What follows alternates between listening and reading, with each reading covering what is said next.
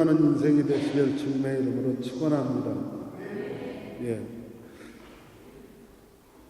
2013년 마지막 주 예배네요. 어저께 온 것 같은데, 그죠?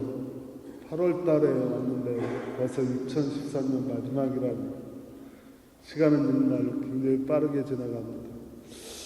어쨌든 기도하면서 여러분이 많이 사랑과 관심을 보내주시고 또 하나님 물론 도우시고 인도하셨기 때문에 여기까지 왔겠죠. 앞으로도 더 열심히 함께 교회를 섬겨주시길 바랍니다. 수고하셨습니다. 한 해 동안. 나중에 하나님 나라 가서 더 큰 칭찬을 받으시길 바랍니다. 2013년 8월 13일 날 여러분하고 만나서 벌써 마지막 주기 때문에 앞으로 2020년 희년을 향한 우리 복음교회 희년을 향한 목회 비전을 세우면서 첫 주는 우리 광복주일이라 제가 또 설교를 말씀을 나눴고요. 두 번째 주부터 드렸던 첫 번째 설교 제목 혹시 기억나세요? 오늘 주보 옆면을 보시면 나와 있습니다. 삼겹줄은 쉽게 끊어지지 않는다. 둘이 가다 넘어지면 일으켜 세워주겠지만 혼자 넘어지면 딱하게도 넘어져 사람을 세워줄 사람이 없다라고 하는 말씀으로 시작했습니다. 그러면서 2020년까지 우리 희년을 향해 가면서 제가 목회적 비전을 4가지로 계속 설교를 통해 말씀을 드렸습니다. 첫째는 뭐였죠? 따뜻하고 사랑이 있는 믿음의 공동체인 개만식이라고 말씀드렸던 거. 따뜻하고 사랑 있는 믿음의 공동체가 이루어지길 주님의 이름으로 축원합니다. 두 번째 비전으로 삼았던 게 뭐였죠? 두 번째 비전으로 삼았던 게 뭐라고 나왔습니까? 네? 네, 우리만 잘 먹고 잘 살자는 얘기는 절대 하지 말자는 얘기죠.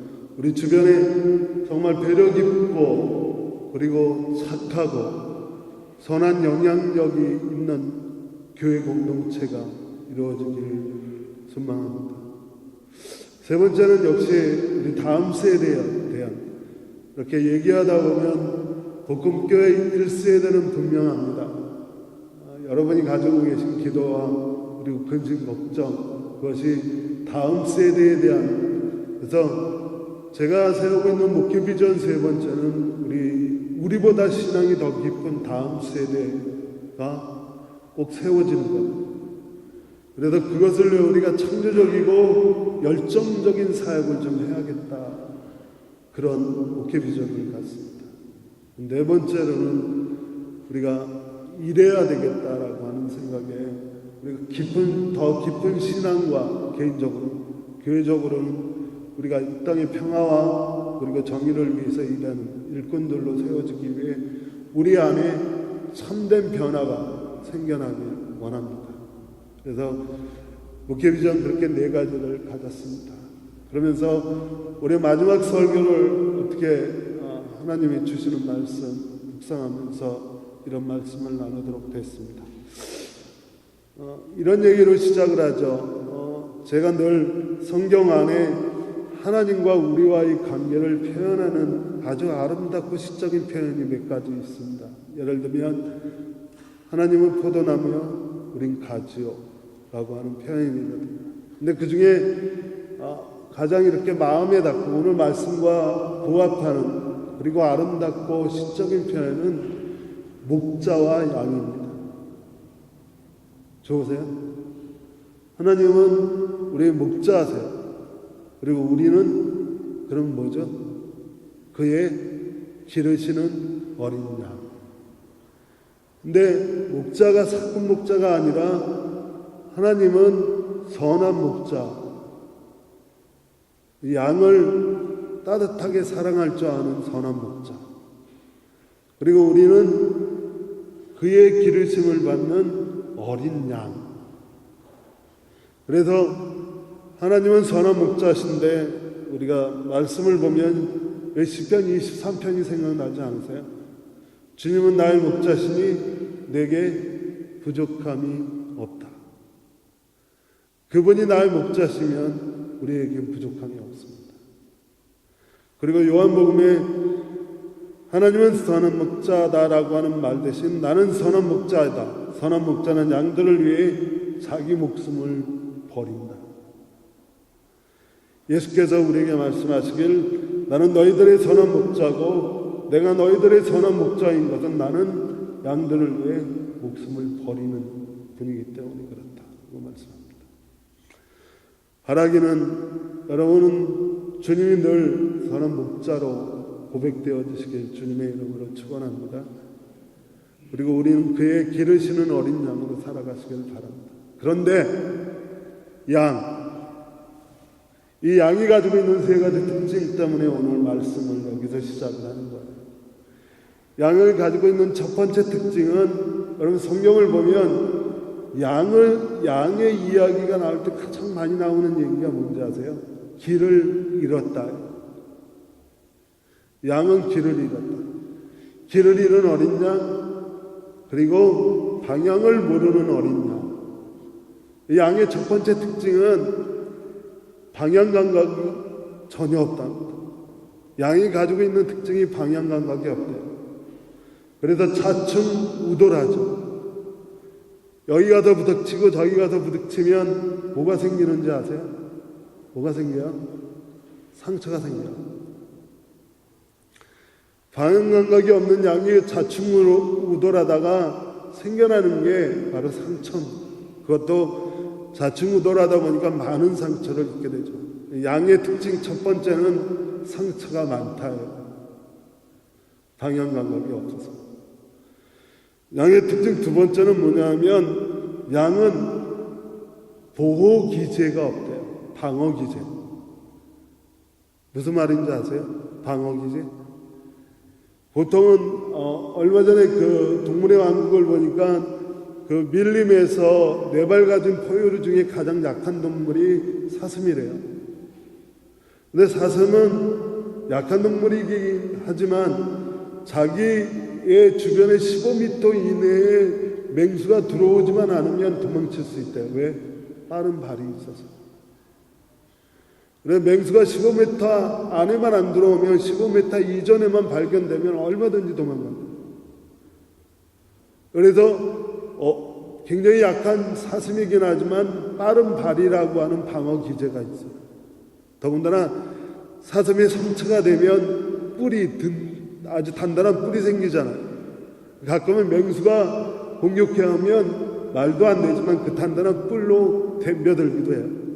그게 방어 기제라고 하는 건데 양을 한번 생각해 보세요. 그 짧은 다리로 뛰어야 얼마나 뛰겠습니까? 전혀 방어 기제가 없다는 거예요. 그렇다고 양에 뿔이 있습니까? 염소에 뿔 났다는 소리는 들어도 양한테 뿔이 있다는 소리는 못 들었어요. 양은 공격을 받아도 그 공격을 막아낼 수 있는 아무런 도구가 없다는 거예요. 누가 공격을 하든 내부적으로 양은 좌충우돌하면서 내부적으로 많은 상처가 있고 두 번째 특징으로 방어 기지가 없다라고 하는 얘기는 외부에서 오는 것도 수많은 상처를 받는다. 두 번째 특징은 역시 상처가 많다. 마음의 상처, 이 외과적 상처만 상처가 아니라 마음의 상처도 상처 아닙니다. 양의 세 번째 특징은 뭐죠? 여러분 잘 아시는 대로 양은 흰털이에요. 유난히 기름기가 넘치는 흰털이죠. 그런데 여러분 멀리서 보거나 TV로 보거나 그림으로 보면 참 그 털이 희고 이쁜데 사실은 양처럼 더러운 동물이 없대요. 왠지 아세요? 그 털이 너무 희기 때문에 금방 더러워진 거예요. 숨길 수가 없대요. 더러워진 거. 장점으로 작용하는 것이 아니라 도리어 단점이 될 때 그게 역시 뭐가 돼요? 상처가 돼요. 이 양의 특징이 뭐냐? 상처가 많다니. 왜 이런 말씀을 드리냐면 오늘 본문 1절 16절 말씀에 사실 주께서는 천사들을 도와주시는 것이 아니다, 아브라함의 자손을 도와주신다 라고 하는 이 말씀을 이해하기 위해서, 주님께서 돕는 사람은 천사가 아니래요. 주의 도우심을 받으려면 여러분 천사처럼 될 필요는 없다는 거예요. 주님은 천사를 돕는 게 아니라 누구를 도와요? 아브라함의 자손. 주님이 도우시는 아브라함의 자손, 천사가 아니라 아브라함의 자손이라고 말씀하시는데 아브라함의 자손에 무엇을 돕느냐라고 하는 거예요. 그래서 아브라함의 자손을 한번 묵상해 봤어요. 아브라함부터 이야기를 시작해야 될 것 같은데, 여러분 아브라함을 잘 아시죠? 아브라함은 창세기 12장에 등장하면서 갈대아 우르를 떠나요. 지금은 이라크 지방인데, 이라크라고 하는 지방인데 그것을 떠나면서, 왜 그것을 떠나냐면 창세기 12장 4절에 의하면 하나님 말씀을 쫓아 떠나긴 하지만 사실은 타국에 가서 살기 위해 떠나는 거예요. 여기에 대해서는 설명할 거 없죠. 여러분, 한 가족이 타국에 살기 위해서 자기 고향을 떠난다. 그것 때문에 입혀지는 마음의 상처, 제가 설명 안 해도 여러분 이미 다 아시죠? 아브라함은 마음의 상처가 많을 거예요, 여러분처럼. 그렇게 아브라함이 갈대아 우르를 떠나서 가나안 땅에 왔는데 가나안 땅이 계속 10년이 들어요. 그래서 아브라함이 어디로 가냐면 애굽으로 가요. 지금의 이집트로. 근데 이집트로 가면서 아브라함이 무슨 짓을 하냐 하면 그냥 가서는 얻어먹을 게 없을 것 같으니까 자기 아내를 뭐로 속여요? 누이 동생으로.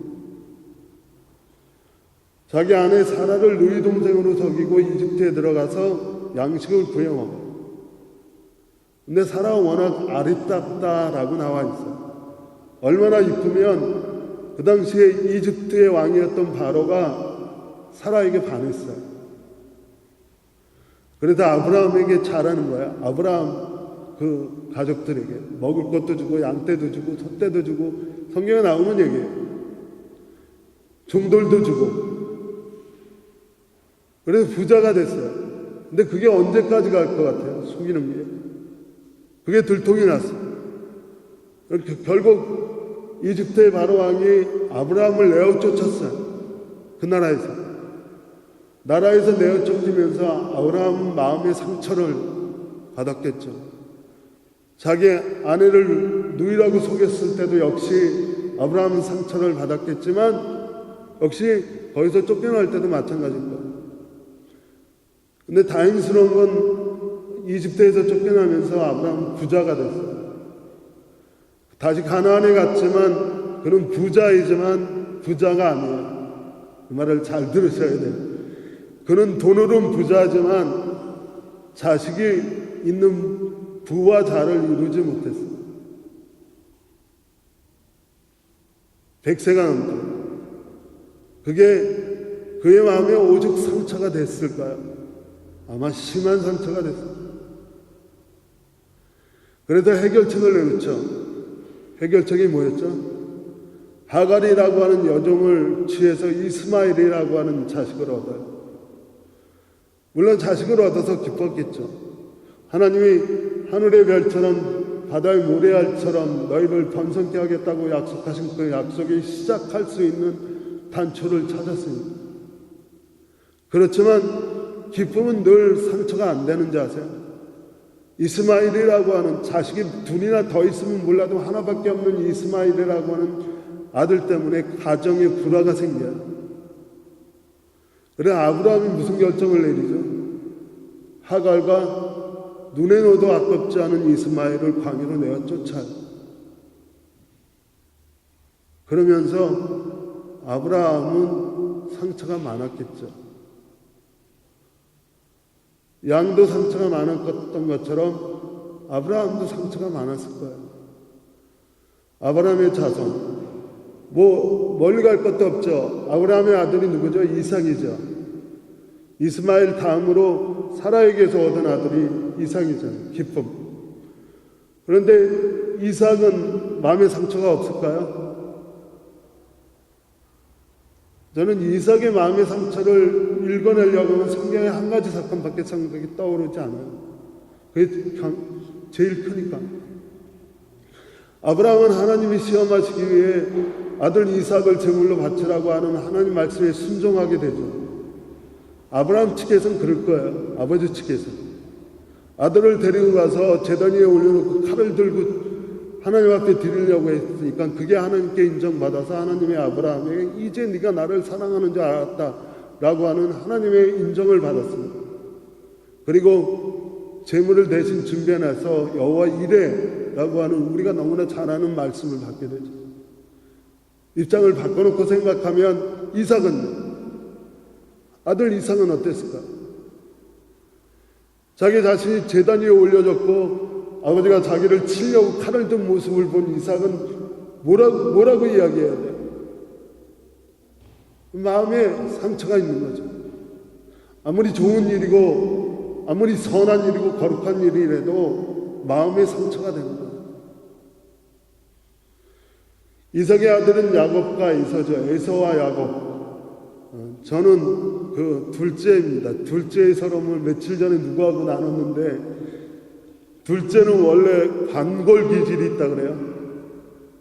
그래서 둘째들이 가지고 있는 그 마음의 상처는 굳이 야곱을 거론하지 않아도 다 나오는 거예요. 민경아 그렇지? 야곱도 그랬어요. 에서의 미움을 받고 그리고 쫓겨날 때 마음이 오죽했겠어요. 몇 살쯤 라반의 집으로 쫓겨갈 때. 그리고 라반의 집에서 야곱이 당했던 일들도 마음의 상처가 될 것이고 다시 야곱이 에서에게 집으로 돌아왔을 때 겪은 일도 상처가 됐을 거예요.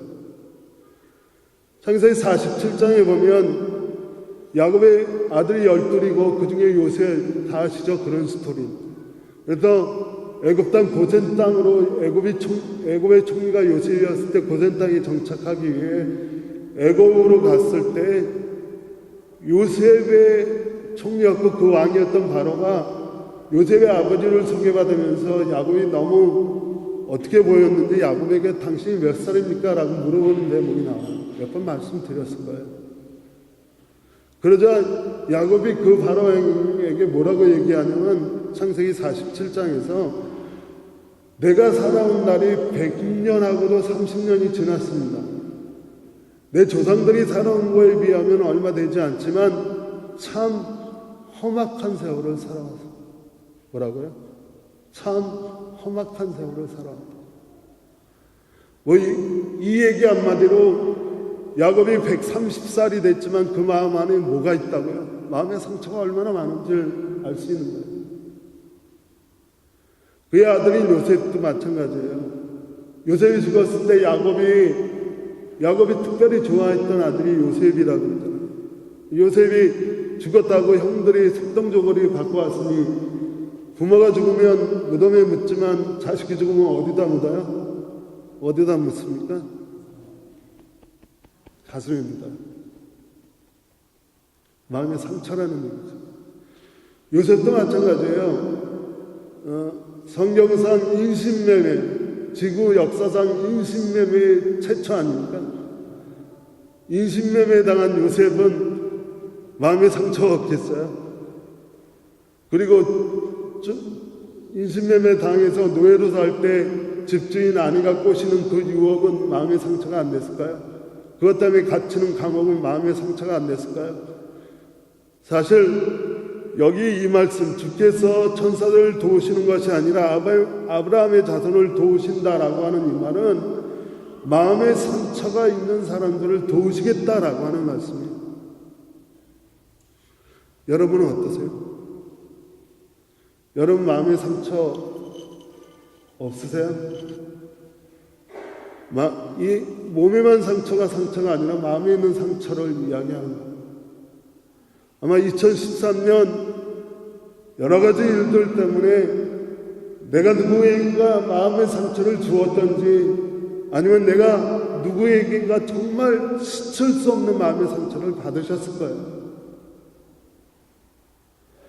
한국 사회는 단절, 소외, 외로움, 고독, 한국 사회만 그러겠어요? 제가 요즘 기도하는 모양은 어머니 아버지가 한국에 계시니까 저야 할 말이 없습니다.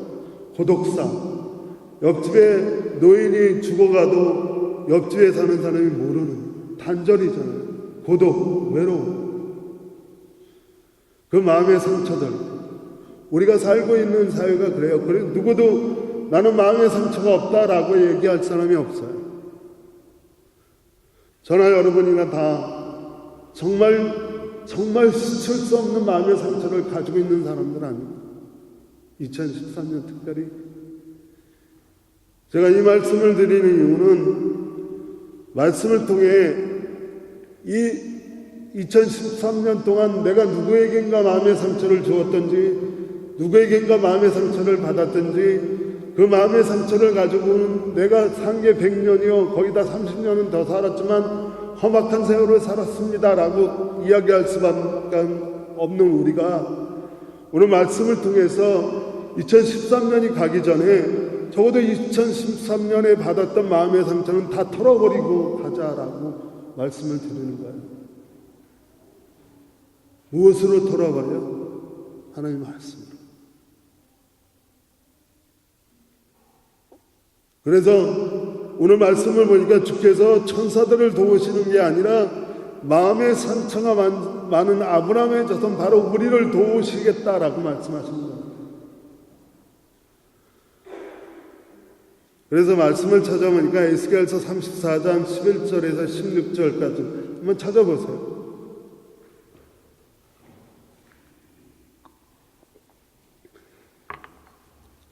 에스겔 34장 11절에서 16절까지 말씀입니다. 제가 천천히 봉독하겠습니다. 한번 찾아보시면 좋습니다. 하나님 우리를 어떻게 도우시겠다고 말씀하시냐 하면 이스라엘의 길 잃은 양들에 대해서 하나님 말씀하세요. 에스겔서 34장 11절에서 16절까지 참으로 나 주 하나님이 말한다. 하나님 말씀하신대요. 내가 나의 양떼를 찾아서 돌보아 주겠다. 양떼가 흩어졌을 때 목자가 자기 양들을 찾는 것처럼 나도 내 양을 찾겠다. 캄캄하게 구름 낀 날에 흩어진 그 모든 곳에서 내 양떼를 구하여 내겠다. 내가 여러 민족 속에서 내 양떼를 데리고 나오고 그 여러 나라에서 그들을 모아다가 그들의 땅으로 데리고 들어가서 이스라엘 산과 여러 시냇가와 그 땅의 모든 거주지에서 그들을 먹이겠다. 기름진 초원에다 내가 그들을 먹이고 이스라엘의 높은 산 위에 그들의 목장을 만들어 주겠다. 그들이 거기 좋은 목장에서 누우며 이스라엘 산 위에서 좋은 풀을 뜯어 먹을 것이다. 내가 직접 내 양떼를 먹이고 내가 직접 내 양떼를 눕게 하겠다. 나 주 하나님의 말이다. 헤매는 것들을 찾아오고 길 잃은 것은 도로 데려오며 다리가 부러지고 상한 것은 싸매지며 약한 것은 든든하게 만들겠다. 그러나 살찐 것과 힘센 것들은 내가 멸하겠다. 내가 이렇게 그것들을 공평하게 먹이겠다. 하나님이 도우시겠다라고 하는 말씀은 이 마음 안에 생긴 상처를 싸매시겠다라고 하는 거예요. 오늘 우리 안에 혹시나 둘째로 받는 모든 서러움을 이 말씀에 의지해서 다 털고 가자. 하나님은 나를 사랑하신다. 하나님은 나를 도우실 수 있다. 하나님 오늘 나같이 상처 많은 사람을 돕겠다고 말씀하신다.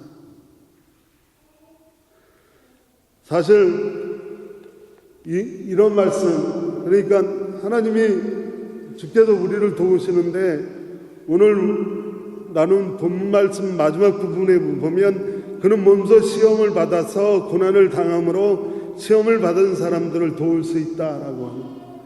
그러니까 아브라함의 상처, 이삭의 상처, 요셉의 상처, 야곱의 상처를 말했는데 우리가 도움을 받을 수 있는 건 바로 예수님의 상처 때문에 그런 거예요. 아시잖아요. 예수님이 우리의 상처가 얼마나 아픈지 알고 계세요. 그의 손에 옷자국이 있고 그의 옆구리에 창자국이 있어요.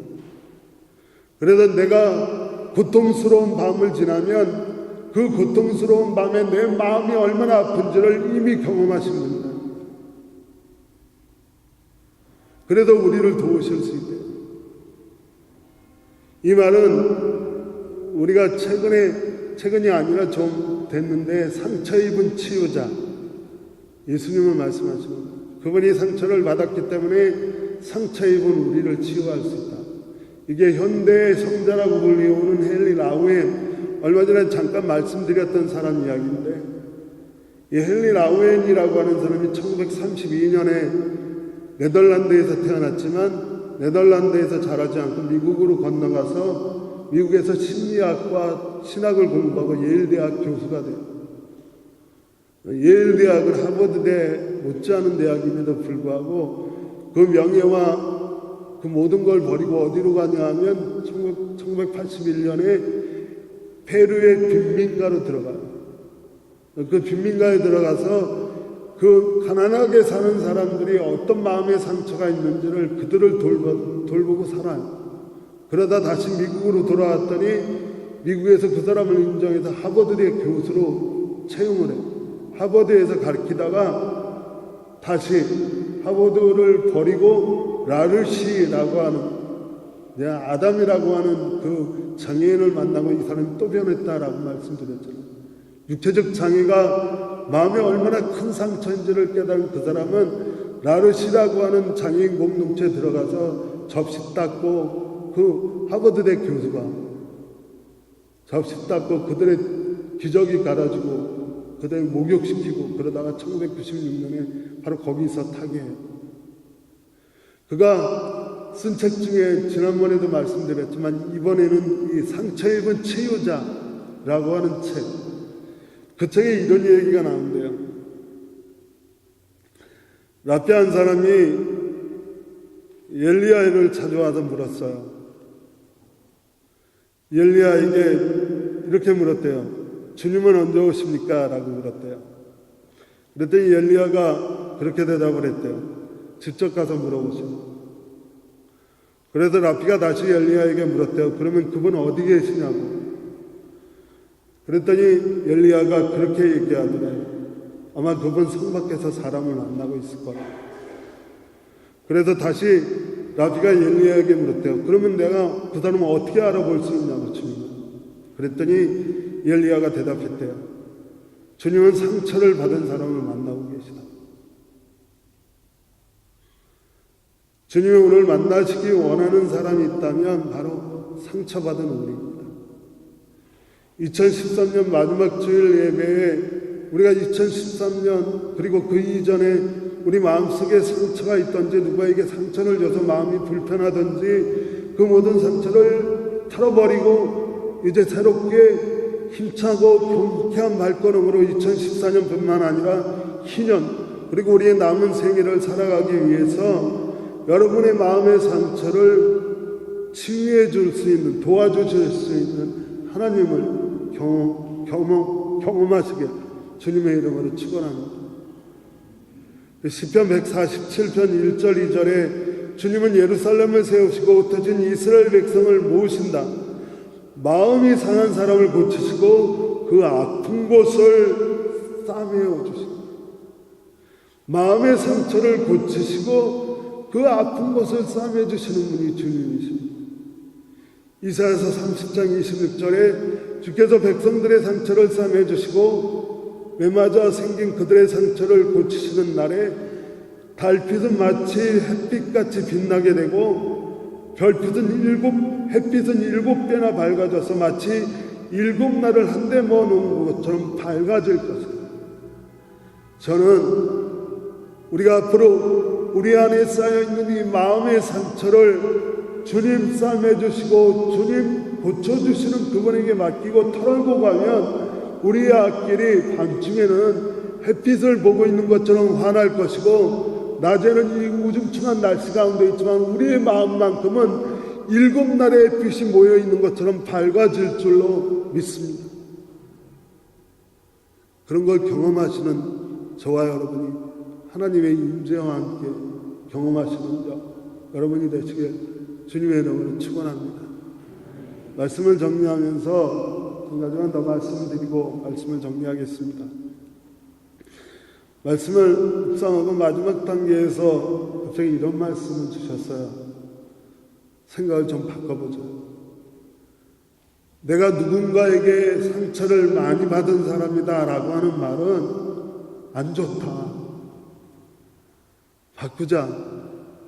그랬더니 시각을 달리했더니 이런 말이 되더라고요.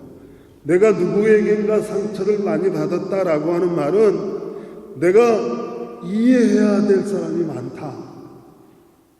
이해되세요? 그러니까 내가 나에게 상처를 준 사람을 이해해야 된다라고 하는 거예요. 그거 털어버리기 위해서. 그리고 내가 상처가 많다라고 하는 것은 내가 사랑할 사람이 많다라고 하는 거예요. 그렇죠. 그걸 털어버리기 위해서는 이해를 넘어서서 사랑해야 되니까. 그렇다면 내가 상처가 많다라고 하는 얘기는 내가 이해를 넘어 사랑해야 될 사람이 많다는 얘기예요. 그리고 내가 상처가 많다라고 하는 얘기는 용서해야 되잖아요. 내가 용서해야 될 사람이 많은 거예요. 내가 상처가 많다라고 하는 것은 이해와 사랑을 넘어서 용서해야 될 사람이 많다는 것. 오늘 내가 상처가 많은 사람으로 살아간다라고 하는 건 내가 이해해야 될 사람이 많다라고 하는 것이고 내가 사랑해야 될 사람이 많다라고 하는 것이고 내가 용서해야 될 사람이 많다라고 하는 것.